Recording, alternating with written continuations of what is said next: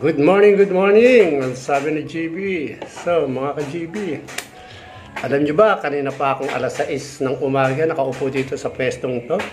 At ako ay nag-iisip ng aking maaring gawing content dahil ang hirap-hirap kung kailan pa monetize na tayo.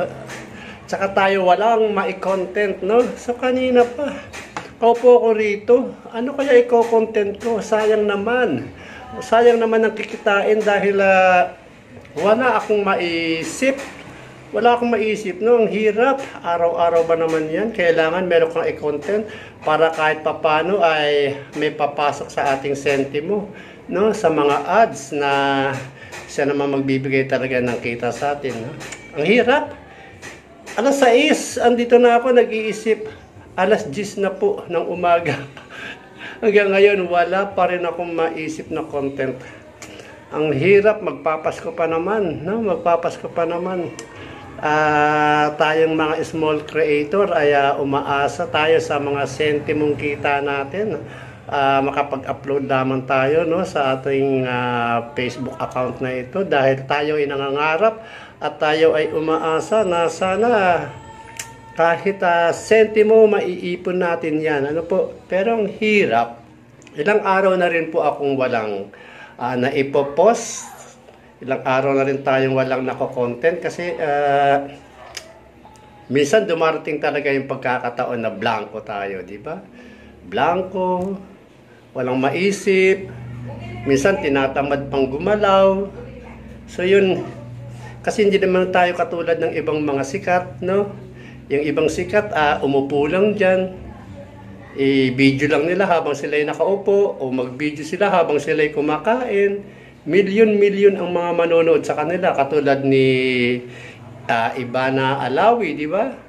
Tayo mga small creator, kahit nga magtatumbling tayo parang ang manonood lang sa atin, 1, 2, 3, 4, 5, no?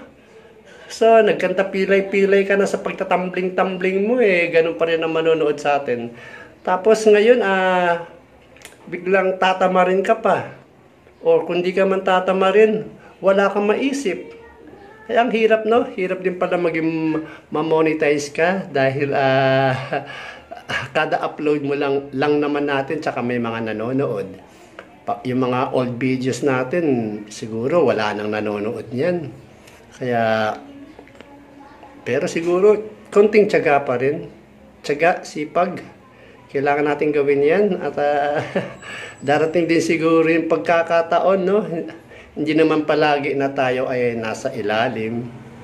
Parang gulong lang yan, di ba? Ang gulong, pag umikot po yan, mapupunta ka rin sa ibabaw. Sana, no? Sana dumating din yung pagkakataon na maramdaman din natin or maranasan din natin na nasa ibabaw tayo. Ano po? So, sa mga kapwa kong mga small creator, upload lang kayo. Siguro malawak ang inyong isip, malawak ang inyong kaalaman. Kung ano man po yung mga naiisip nyo, upload nyo na. Pero ako talaga, ilang araw na, wala talaga akong maisip. Hanggang ngayon, wala akong mai-content. So, pero umasa tayo at siyempre, good luck sa ating mga channel, sa ating mga account. Sana, panalangin natin, dumating ang panahon, dumating ang pagkakataon, magtagumpay din tayo. So, good morning mga ka-GB! Thank you very much sa panonood.